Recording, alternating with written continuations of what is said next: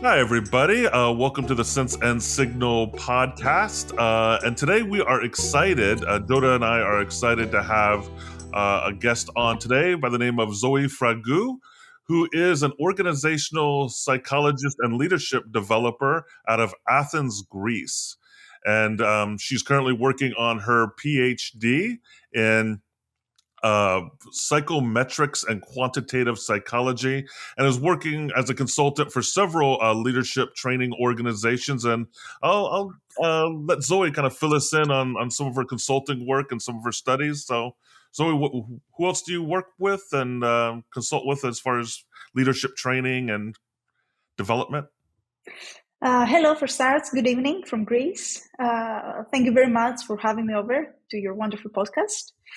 I'm working indeed as an organizational psychologist, and I operate in the full spectrum of my science. Therefore, I would say that 50% of my job is with corporations all over the world, where I lead employee trainings, sensitivity trainings for minority rights, anything that has to do with team building activities, even games and crisis management and leadership development projects. And then I also have my private clients that they're also global, mostly in the tech industry. And they usually come to me, I wouldn't say for psychotherapy per se, but more for soft skills training, or they might have something that's stressing them over in their work environment, or they would like to change the direction, but they're not sure what's the way they should go to. And yeah, this is pretty much it. Nice. So I had a chance to read some of your blog posts about leadership, and one of the ones that struck me as highly interesting that Jodah and I have been talking about a lot lately is the blog post you did on toxic positivity in the workplace versus psychological positivity. And I know you made a reference to The Unbearable Lightness of Being by Milan Kundera, who's one of my favorite authors, and I love that book. So it got me to thinking about, how can a book like that, what can a book like that teach us about themes around toxic positivity in the workplace or just leadership in the workplace? Very interesting question, because for starts, personally, I prefer novels and literature when it comes to not just leadership development, but in general, the development of a person in their work life. I even prefer them from business books or leadership books or self-help books. And the reason is that most of the times, all of these kind of books, they tend to create more guilt than actual help. And the people that they actually help are the people that don't need so much help to begin with. Therefore, in a literature form, it's easier for a person to relate without feeling guilty for the things that they have managed or the things that they haven't managed. And it's also much easier because they can get a lot of lessons in a more subconscious way, in the form of innuendos, for example. And as a result, I tend to promote and recommend novels to my clients all the time when it comes to coaching, not just Kundera, although Kundera is my favorite artist as well. Oh, nice. My favorite book. I love Immortality too. Yes, I love him. And I feel like every time I read the book of Kundera, it's like somebody offered to me a cup of wisdom that I need now to consume. And then in 3 years later, I'm ready for his next book. But also I use other artists as well. Like one of the books that I tend to recommend, it's called The Eye in the Sky. And it is by Philip Dick. He's the same author that did Man in the High Castle, Blade Runner, yes. A lot of books.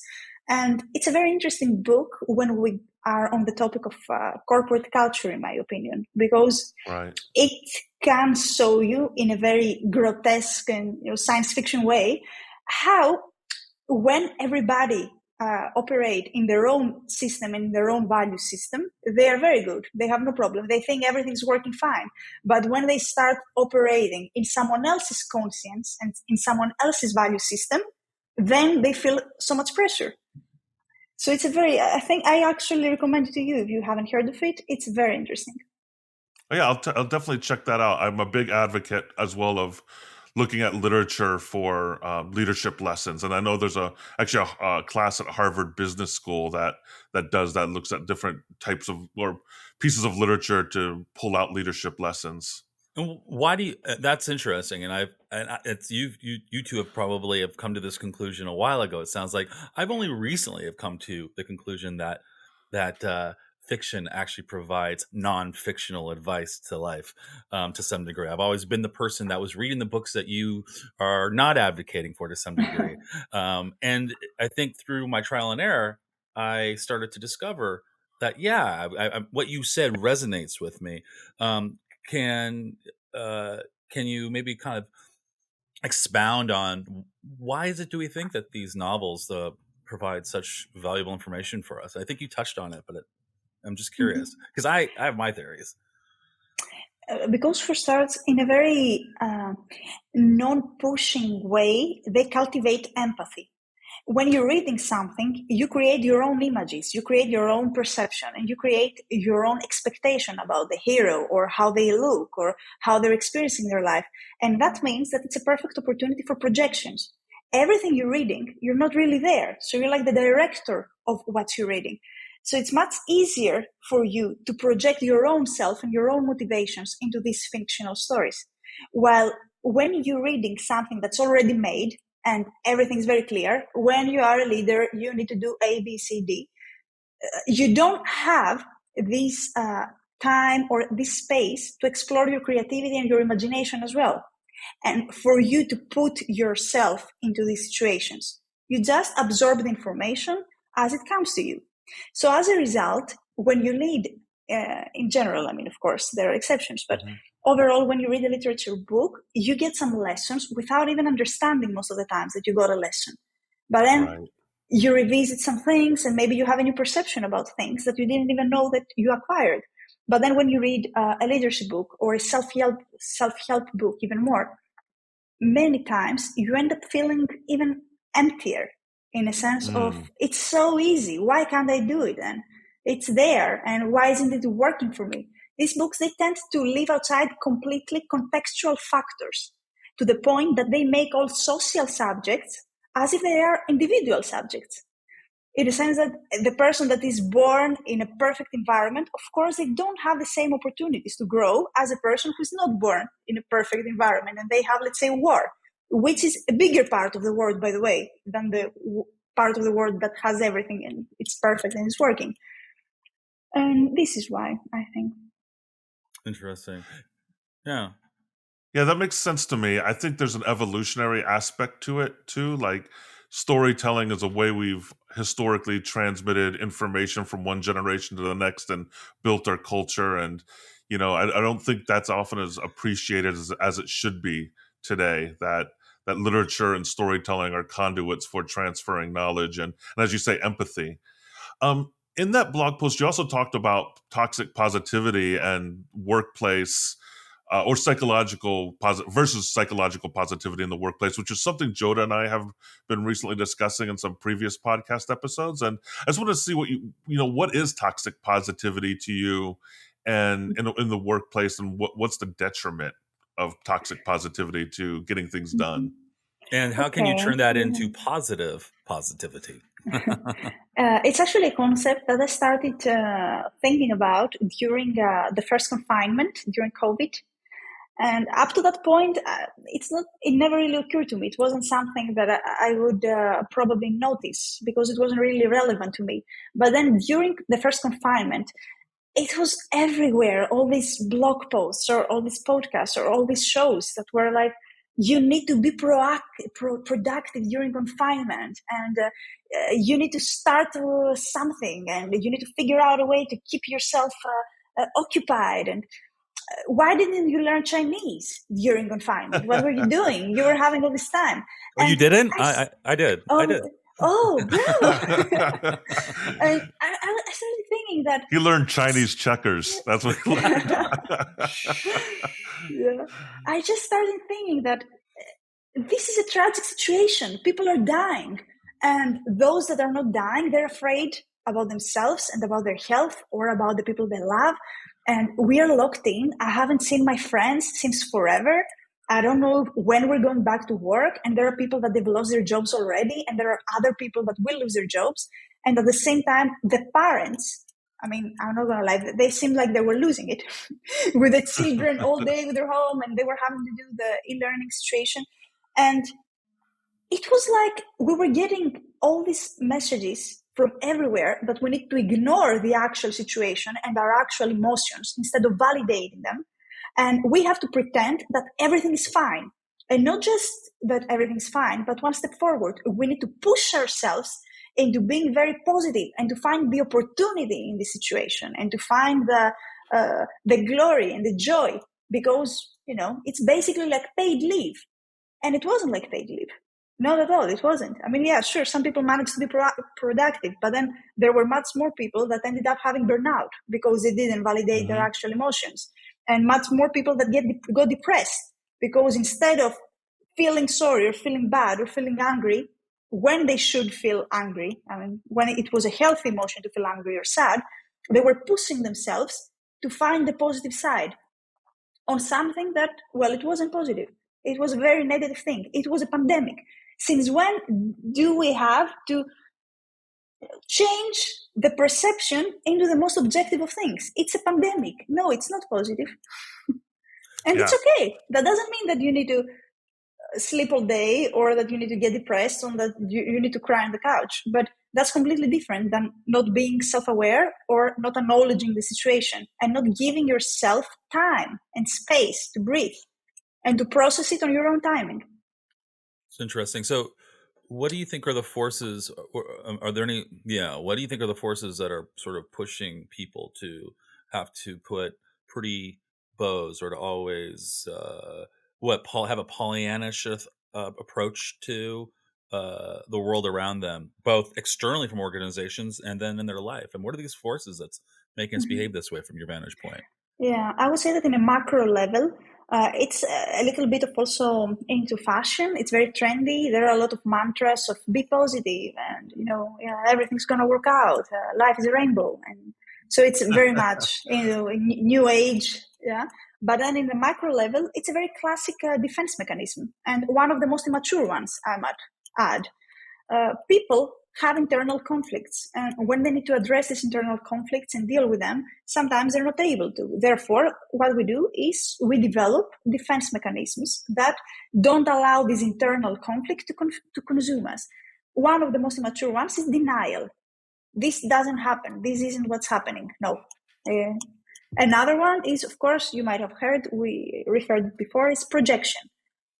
It's not me who is stressed. You're the one who's stressed. No, you're stressed. I'm perfectly fine. Then there is, for example, rationalization. Or, okay, yeah, and I can do it like that. And that. So no, I'm not stressed. And in any case, when people have conflicting emotions, there are so many ways that are leading to not validating them and learn how to ignore them and pushing them under the carpet instead of actually acknowledging them and find healthy ways to cope with them. I'm wondering, so one of the subjects that Dan and I have talked about is like you said, on this. And we've discussed this a little bit in some previous podcasts, but we've also just in general over the years have talked about sort of the different dynamics of signaling from an organizational perspective. And recently, as he mentioned, we've been talking about this concept, the terminology and the concept of toxic positivity. And one of the areas that concerns me when I see toxic positivity, or what I deem to be what I think is toxic positivity, is the inability to actually look at a problem practically or pragmatically or truthfully. And it concerns me when I see in organizations having toxic positivity. Again, we're self-defining toxic positivity, right? So other people have their own versions of that. But is that you end up with this sort of rah-rah culture that can easily end up sort of pushing truth and reality that needs to be addressed underneath the carpet because you are in this positive mode. And anybody who dares challenge that toxic positivity ends up being sort of the skunk in the room. And that's kind of something. Does that resonate with you at all? Is that something that you could think? Why did you bring that up, Jodah? Oh, guys, I did send something, but I didn't want to mention anything. Yeah, it's interesting. But overall, in corporations, it's still not understood that conflict resolution, it's not the same thing as conflict management. most of the corporations, what they tend to do is conflict resolution, which means in a very diplomatic way, they find a way to deflect the problem and deflect the conversation and, have good relationships with everyone, but they never really actually push the problem in a sense that there's going to be a solution and we can move after that. And I think that's what this culture is actually feeding. It's not necessarily about the toxic positivity. I would say that this is one of the symptoms, but not necessarily the problem. And even one of the results of the actual problem, which is that not just in corporations, it's just in corporations, we tend to see these things in a bigger scale, but also people in their personal lives. When they can postpone something that is not pleasant, they will find any means in the world to postpone it as much as they can. Even when they know that it's going to be much worse later and the conflict is going to be bigger. Still, if they can postpone it until the end of time, they will do it. We probably see that in politics a lot too, right? That's like literally translated. Oftentimes, where politicians will probably not want to address something until they're probably out of the office, or they can put it to the next person. So you can see it in a lot of areas. Yeah, of course. It's an interesting psychological observation, and I know your studies are in organizational psychology. So what drew you to that as a discipline to get into, to study? What pulled you into it? And a lot of what Jodah and I talk about too is the importance of people making meaning of their work and how that's really important. And part of meaning is purpose making. So what is the purpose? What's your purpose in pursuing your degree in organizational psychology and doing your consulting work?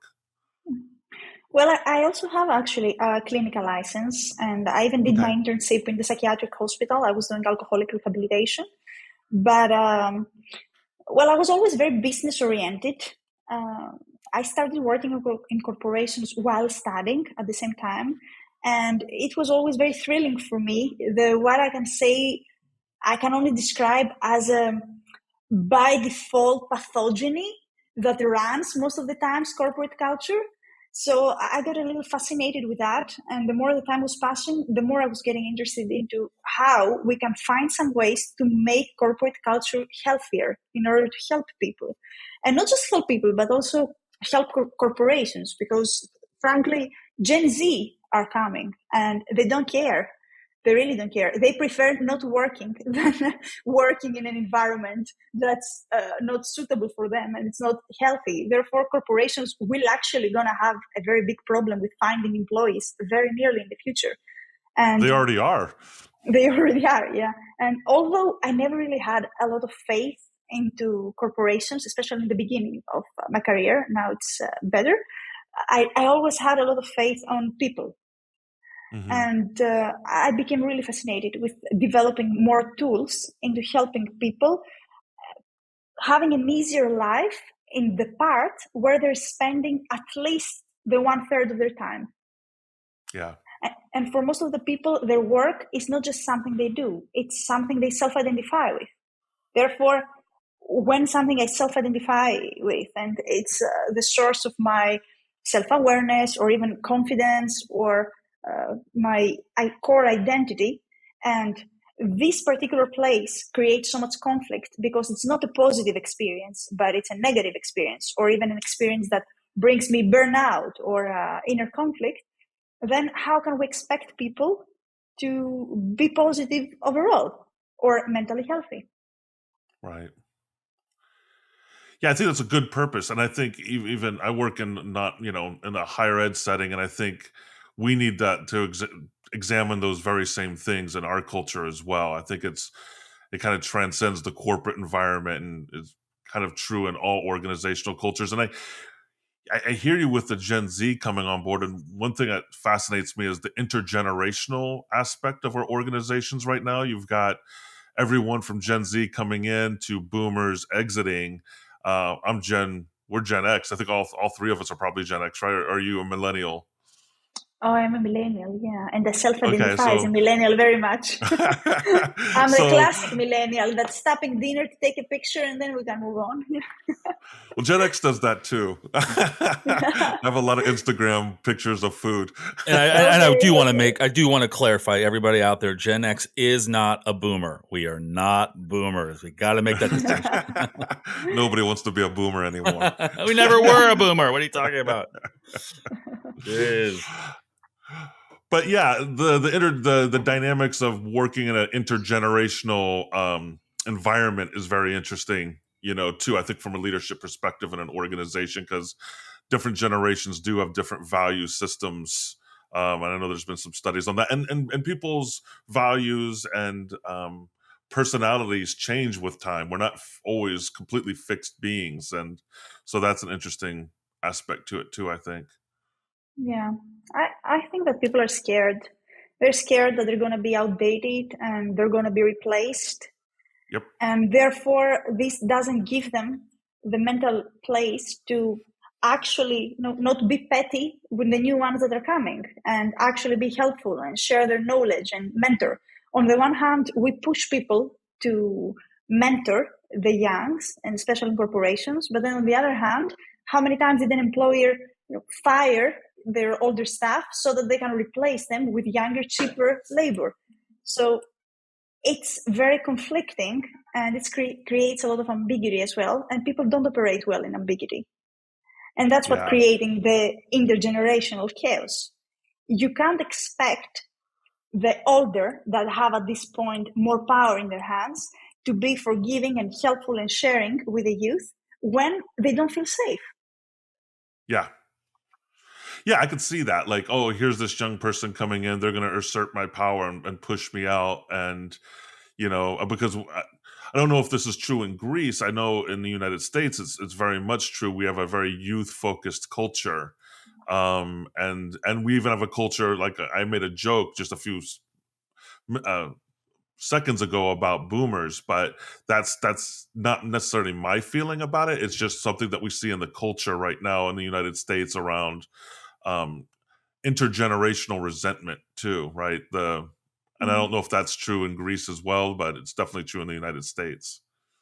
Well, in Greece, we are very senior-oriented as a culture, and seniority is much more important than talent orientation inside corporations. So we usually have the opposite problem. We don't leave any room, and we don't appreciate talents. And even if someone is great, it's very difficult for them to get the promotion on top of the person that's the oldest in the company, or the person that has been the most of the time in the company. So I would say that we're not there yet.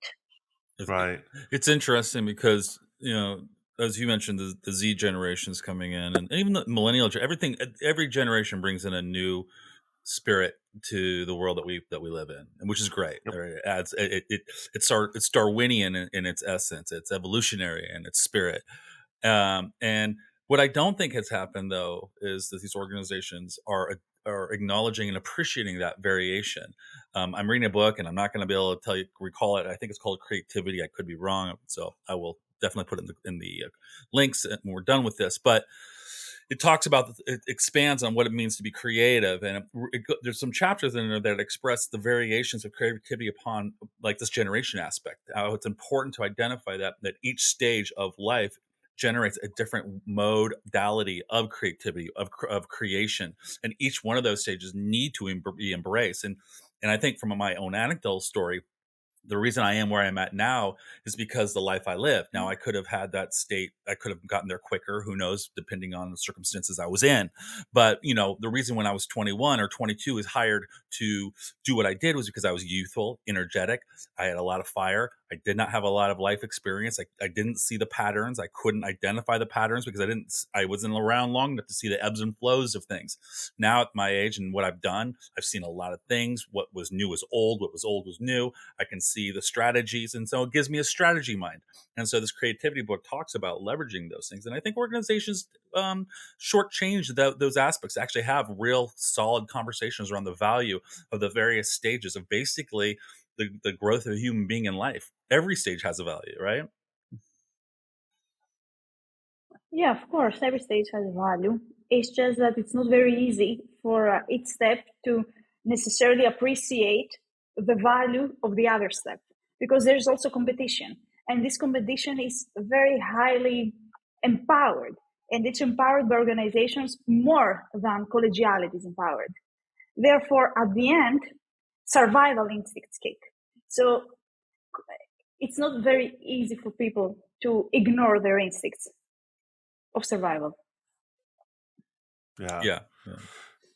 So given all that, your specialty is leadership training, or one of your specialties is leadership training. If you were in an ideal world going to had all the resources at your disposal to develop a leadership training, what are some frameworks and theories or strategies that you think every organizational leader should have to navigate? Especially, we're still in these uncertain times in late era COVID, and things are still being disrupted. Traditional forms of how we run organizations are still being disrupted. So what are things that you think leaders should know moving forward?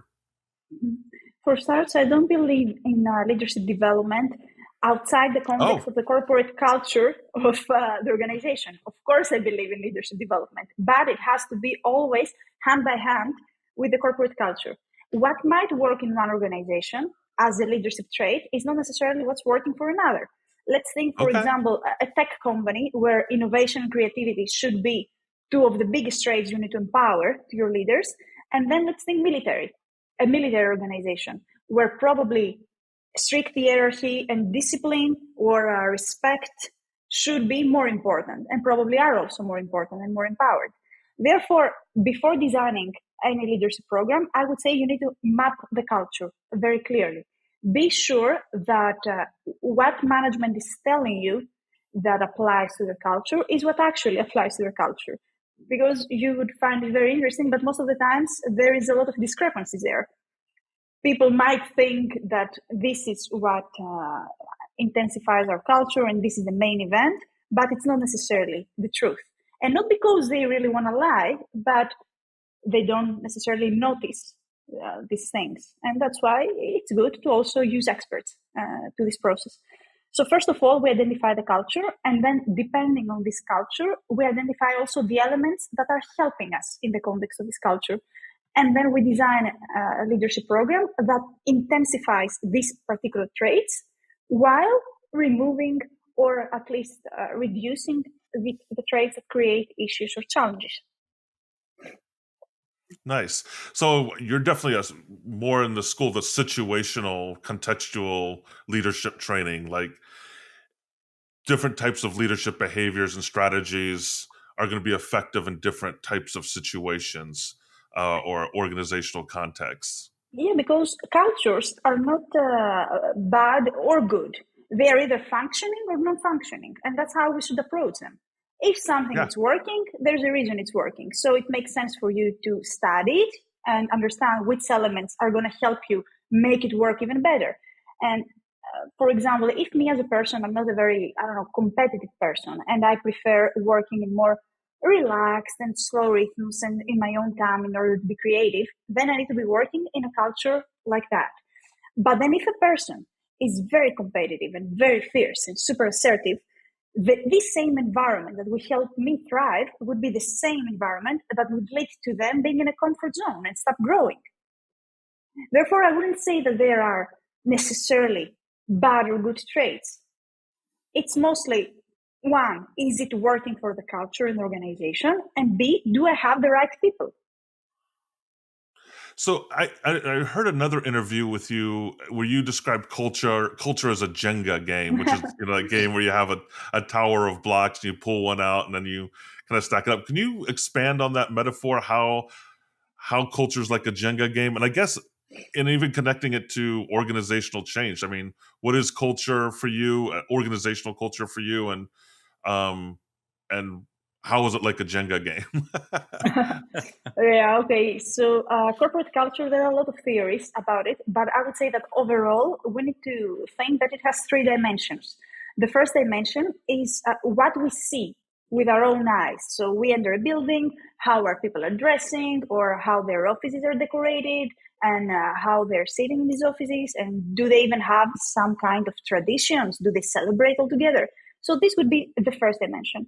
And then we have the ideas and their values and all these things that they put on their website and they advertise. And if you ask someone, tell me what's the ideas that your company is reflecting, all these things that they're going to tell you. And then there is a third dimension that's far more subconscious, and it is what we call the undercover ideas or the undercover values. So it's all these things that make the organization what it is, but no one will tell you about it. For example, let's say that they are gossiping a lot. Everyone is gossiping. Well, this is not something they would ever tell you, but then it would be a very important trait for this organization if everyone is doing it and nobody has a problem with it. Or let's say that this is an organization that if you're doing a good job, but you're not doing anything extra, you're not like over-deliver, no matter what the quality of your job is, then you will never be promoted. This is also something that no one would ever tell you, but it is something that's actually creating the full puzzle of this organization. And when I say that I tend to approach organizations like Jengas, I mean that if anyone has ever played the game Jenga, you know that you pick up pieces and each person put them all together, they create this, tower, and then they start moving out pieces. And you move out pieces, but until a specific point, no matter how many, it might look very grotesque, it might look very weird, but somehow it's still standing. So the problem happens when you just take out the wrong piece and the whole thing collapses. So that's why I say it looks to me like a Jenga. I might not like it when I see it, and I might find it funny, or I might find it bizarre, but if it's standing, well, it's working. So I need to work and then with if you that pull again. out that one cultural element that's Exactly. holding it all together, it will all collapse. Yeah, so I actually, I ran some culture change projects, and this is actually, I think, the part of my job that I love the most. And in the beginning, since we're making board games metaphors, and I'm a bit of a geek myself, it always looked like a Cluedo, I think you pronounce it in USA. It's this game that you try to find who did the murder, in which room. And Clue. And you, Cluedo, I think, something like that. Yeah, anyway, yeah. And it looks like that for me, because I'm trying to understand exactly that. So what piece I can remove and what piece I shouldn't remove, because if I play with this piece, it might all collapse. And in a recent project that I was running, when I actually asked them, what do you think that are the main elements of your culture? Of course, they told me we're very creative and we're very team players, and we really love growth, and it's perfect. When I did my own mapping and I actually got to know them, what I found is two things. They were very results focused, but they were also very drama focused. So the people that weren't drama oriented, they couldn't be there. They had a very low retention rate because it was a part of the culture.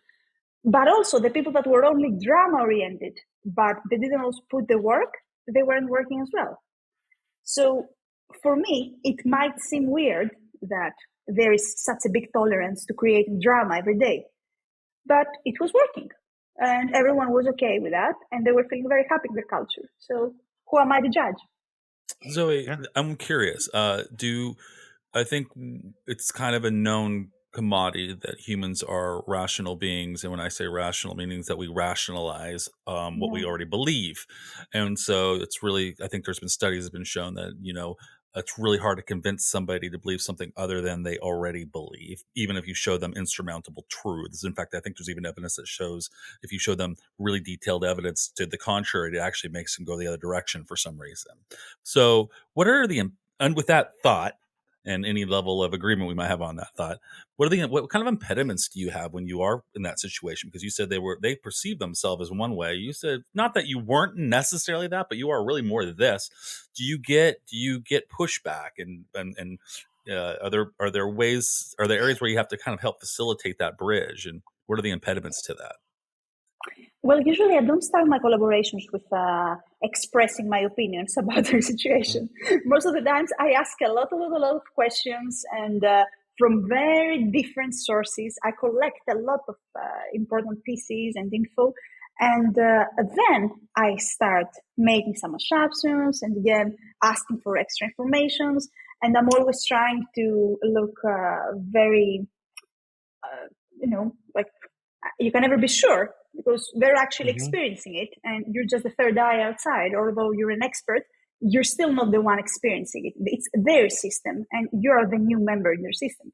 So first of all, I ask a lot of things and then I'm making some questions about whether I'm right or wrong. And after I have established a relationship with the people that I'm working with, when they understand that it's a safe environment and there is no judgment there and we can both talk openly, then it's much easier for them to hear even the hard truths. But having said that, I'm also pretty much a tough love person. I'm not the kind of person that's like, everything is amazing. Perfect, guys. How are you doing? No. Tell them what they need to hear, not necessarily what they want to hear, right? Yeah. I know there are companies. I've engaged with various consultants over my life, and there are definitely those types of consultants that are exactly what you just described. The sort of like, they give us a lot of money and they want to hear us say really good things about them, and they do that. And that does no favors. Yeah. And they're free. They will find so many people like that. And again, I don't judge. I mean, whatever is working for everyone. When I was much younger and I would hear someone that instead of therapy, they would tell me, therapy doesn't help me, but I have found this, guru that is doing yoga and that's what's helping me. I used to be very judgmental in the beginning of my career. I would say, but no, this isn't like scientific. You need to find someone who is actually a scientist. But right now, I really understand that whatever any person can handle and whatever they can stand, that's what they should do. Not everything's for everyone, and something that for someone might be extremely helpful, for someone else might be emotional collapse. Yeah, and I think, one of the tools I know in your toolkit and that you're studying is psychometrics. And I imagine you use that in your work with organizational change and training and development. So, and I know there are many definitions of psychometrics. What's your definition? How would you define psychometrics for the layman listener? I would say that in a very plain and simple way, it's the science of measuring people's personality traits. It's how we can say a very simple test, for example, that can tell you you're an extrovert or you're an introvert. But then when it comes to corporate culture and psychometrics, it's the exact traits that are interested in this particular context that can influence the entire productivity of the organization or the entire climate or even the culture per se. And so I imagine some of that's based on the what some people call the Big Five, the 5-factor model, personality traits, introvertism, extrovertism, openness to experience, and so forth, neuroticism. What are some traits? I guess it's like you keep going back to context, right? Organizational context, because every organizational culture is different, and so I imagine depending on the context, that would determine what organizational or personality traits are going to be the best fit for the organizational culture. Would that be a good assumption? Or on the one hand, yeah, that's true. But also at the same time, even in the same organization, each department might have different needs. So let's say that in the marketing department, you might care for people to be more extroverted because they might have a lot of PR to do, or they participate in events, or you might need them to talk to your clients. Therefore, maybe that's an important trait. But then at the accounting, for example, maybe you prefer them and you understand that if they're more introverted, they're more detail-oriented. And at the same time, this might be more fruitful for your organization. So it's not one thing that fits all. It does make sense to measure it, so you understand where are the trends inside the organization. But then depending the job also and the core business of its department, some things are working better. And 5-factor is one of the many psychometric tools that exist. But there are others that are measuring different aspects of the personality as well. What are some of the others? One that's very, very modern and I would say very popular is the MBTI, Myers-Briggs Type Indicator. Oh yeah. It's very interesting. It gives you 16 personalities, but also these 16 personalities, they might have an assertive type or a more turbulent type. So they differentiate as well in their behaviors, depending on that aspect as well. And this is a very interesting tool as well, especially when it comes to training. Oh, you've taken it, yeah. Oh, I've taken Myers-Briggs. I'm on the Myers-Briggs. My cartoon character is Bugs Bunny. Okay, that's funny. Yeah. Nice. Yeah, no, and so what are the how do you use how can an organizational leader or someone who's consulting on organizational change use psychometrics to inform how they approach their work? What are some of the tools that you can? There are many different, not just ways, but different stages that you can use them. So when it comes to mapping an organization, maybe it makes some sense to use a tool like we said, Big Factor, for example, because the Big Five, because you can understand if this organization is more extroverted or introverted, or if this organization scores in a specific way, in a specific trait. I would say that usually the two best stages and parts of the processes that make sense to use psychometrics is for starts recruitment, because it can help you understand better the culture fit, and then training and development, and of course career planning and succession planning. It helps you understand more things than just productivity, as like what is this person's motivation and what are they interested in and what suits them according to their personality. So it makes sense to use this kind of tools in order to push people towards a specific direction or help them grow towards a specific direction that they're interested in, and it also suits them.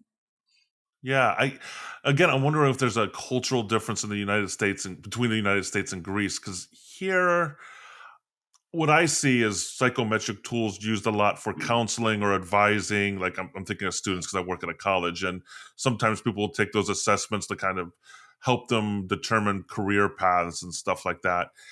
Occasionally, in certain sectors of the of business, they'll use it as part of a screening tool to as far as hiring. I tend to apply for executive level positions now, and I applied for a position in Texas recently where they had me take one, and I found myself a little bit insulted when I was sent that test, because I was like, well, I'm kind of at an executive level position. Why should I be taking this personality test? So I can see where it's a some people could perceive it as a very useful tool in certain contexts, and at other times, depending on how it's delivered, kind of balk at it. So what are your thoughts on that? I have a lot of American clients actually as well, and the biggest difference I've seen when it comes to psychometrics is that it's much more common knowledge in USA, while in Greece it's still something very, very new and very trendy, so people are not used to it. So they don't necessarily trust it as a process as well, because it's something very disruptive.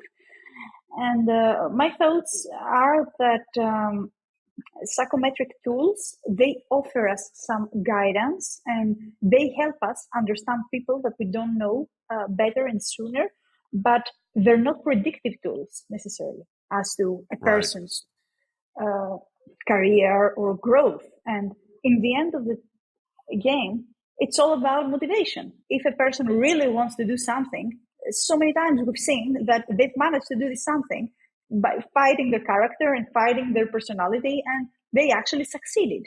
We've seen CEOs that are extremely introverted and they can't talk to people, but in the end, they've managed to become public speakers that are giving TEDx speeches. So it does give you a tendency, but in my opinion, the ethical way to use it is as to gain information as to in which areas people need more help for development and training.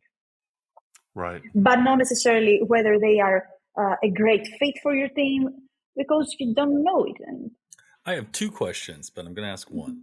Okay. I'll probably ask two, but a little later on. So That makes a lot of sense.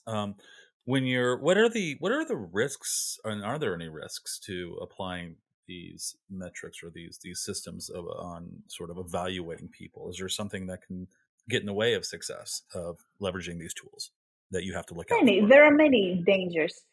Because for starters, there are tools that are being used by humans. So of course, the first danger is prejudice.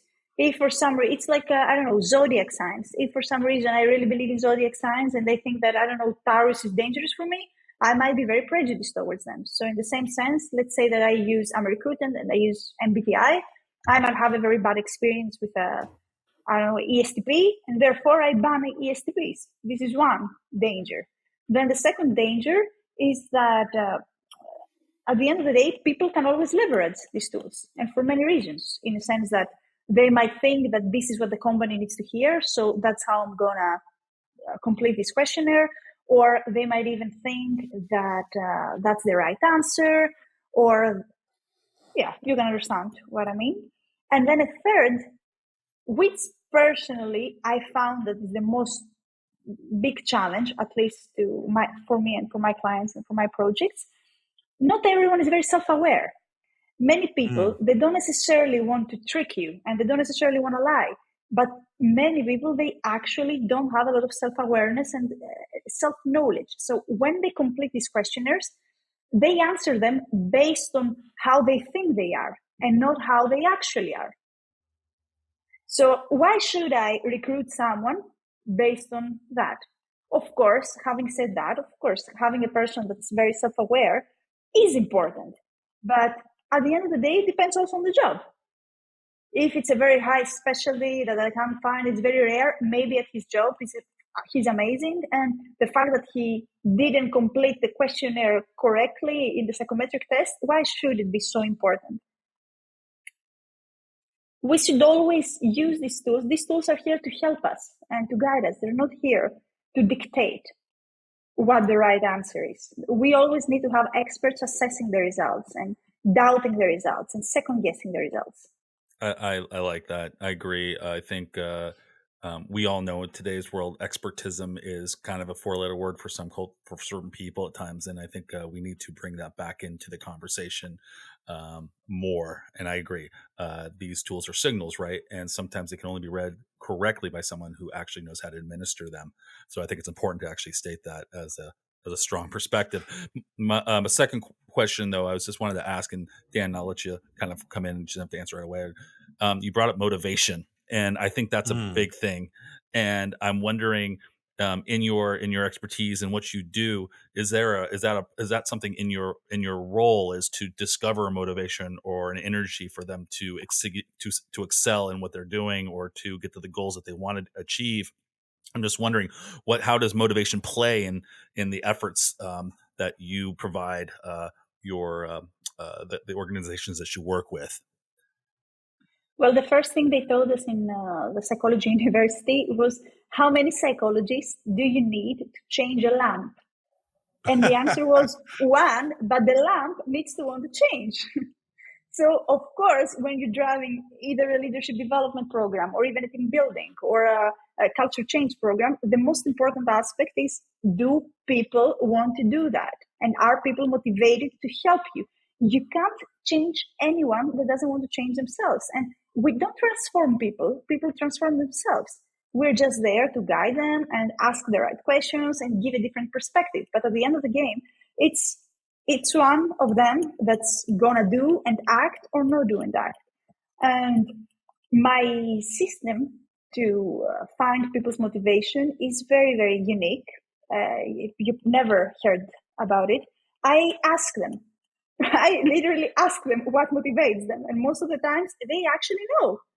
And you will find it very shocking that no one really asks them. Yeah, I could see that. Jodah and I have done some work on motivation. There's some researchers I've been investigating that have a whole test on trying to uncover your core values and what motivates you. It's kind of fascinating area of research. So what are some answers? What are some responses people give you when you ask them what motivates you? What are some common things you hear?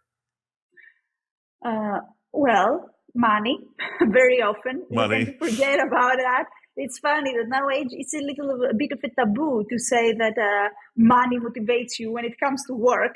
You necessarily need to find something very unique and amazing to say, but most of the times, well, people do need to work in order to get paid.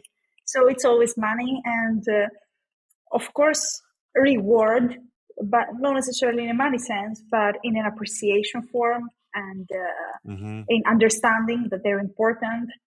Then another important thing is opportunities to grow and opportunities to contribute and opportunities to be part of something that makes sense.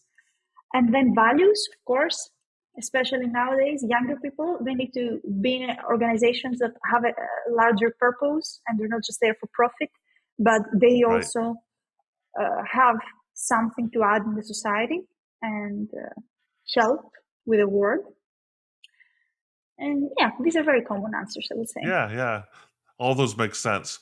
So I know one of the things that you do as well is you lead trainings, and you've kind of spoken to that already. What are some strategies that you use when you come in, you've done the mapping, you've used psychometrics, you kind of are starting to understand the culture, and maybe you're charged with leading some training to create some change. What do you do? How do you provide that training? Because I know you've mentioned before that you use some artistic kind of techniques, and Yeah. you like to really build Not engagement just with folks. And artistic, sportive, but in general, I try for my trainings to be very highly energetic and very highly interactive. People don't really learn by just listening to you speaking for 5 hours about what's important. You need to find yeah, ways to engage them and make it relevant to them. And another thing that at least works for me is that I don't like keeping distance from the people that I'm training. So I'm trying to be really close to them and create a situation that is very open and they feel safe to open up and they feel safe to share. So in a sense, I go with an agenda, but I also leave room to people to co-create the trainings with me. But yeah, I use yes. a lot of artistic elements, like you said. I use a lot of theater sometimes. I design also games. I design activities, everything that will push people out of their comfort zone and help them validate their true emotions and face the exact challenges they're facing and not the ones that they think they're facing. What's one of the favorite games you've developed or you've Exactly. offered some of your clients? Yeah. Do you have one that's your Favorite. favorite? Yeah, I don't know, but I'm like the singers. They're all my children, all of my sons. Yeah. They're all my games. But I can tell you about the last one that I developed because I developed it with one of my best friends. He's an artist, he's a singer, a writer, a composer, a little bit of everything, but he manages to be successful in all of these things. I'm really jealous of this friend of mine. And he came some time ago to my place, and we decided like to do a very creative weekend where we're going to design this amazing game. And it turns out that when we started working on it, it took us 2 hours, and then we didn't have to do for the rest of the weekend. So we invited the rest of our friends. So this is a game that involves it. I wouldn't say involves. It helps people progress in their emotional intelligence through collaborating in an actual art project. But it also Nice. involves some elements of stand-up comedy and a little bit of music and a little bit of fun. And it's very, very, very nice, I think. Let me ask that question one more time. I'm making it a little more difficult. So Dan, so I run some workshops myself at times, and I too am trying to figure out ways to get people out of their skin. You and I, or we discussed earlier, not on this show, but we were discussing Out of previously. their shell, not their skin. Oh, excuse me, you're right. Out of their shell. Well, it depends. But so there are certain character types that are particularly resistant in these situations, and I'm wondering, without asking any specific secret sauce that you might have, or what kind of tools or do you find particularly significant or valuable to really get people to move into those areas that are uncomfortable for them, which is basically expressing themselves, which for a lot of people, like we discussed, there are certain types of people in organizations that have real tough times with those. And I'm just curious, what do you do to extract them, to get them at least moving in the right direction? I believe a lot in individual attention and individual approach. So when there is an actual member of the team that I understand that they face a lot of challenges or they create a lot of challenges for others, then I won't necessarily start my work with them in the middle of a room with 50 other people. I would start probably with coaching sessions one-to-one just with this one person in order to understand what their motivation is and what their issues are, and understand why they're there and see how I can help them. And then only when they are ready and only when we have established a relationship of trust and they feel that I can help, I will bring them on board in a group activity. But then taking someone who, let's say, is bullied, for example, and they're bullied, and just put them in a room full of the people that are bullying them and then tell them, okay, now we're here all together, let's go play a game in the mountain. Of course it's not going to work. Right. Of course. Yeah. Well, I could ask another question about the bullying, but I and what that Dan looks like bullies me all culture. the time, and so I just did. Always bullied. We call it mobbing in work. I can leave from here and not put behind me the correct definition. So workplace bullying is called mobbing. Mobbing, interesting. Mobbing, yeah. But I know we're at the bottom of the hour, so I wanted to, or to the end of our time together. How can people get in touch with you, Zoe, if they want to reach out to you for consulting services or for training? Well, I'm always on my LinkedIn, so it's Fragou Zoe. And feel free to reach out. I'm answering to all of my messages. I'm super active. Like I said before, I'm a millennial, so I'm always on my phone. Well, that's great. We'll definitely put a link to your LinkedIn in the show notes, and I think I know you have some other websites too. We'll make sure to put your information in the show notes so people can reach out and talk to you, or reach out and ask you for your help. So this has been super fascinating, Zoe. I really appreciate you. We both really appreciate you coming on and spending this last hour with us. Also, thank you. It was amazing for me as well. And I have to say publicly now that you are one of the most organized and fun interviews I ever had until now. So thank you very much for having me over. Well, thank you. Well, you raised the stakes for us when we did the pre. You did. We were like, we got to get this right. You set a fire under our bottoms. They were like, okay, so we did. We worked a little harder. Zoe on this motivated one. us. Exactly. See what I did there? You're effective. You are very effective. Thanks, Zoe. We really appreciate it.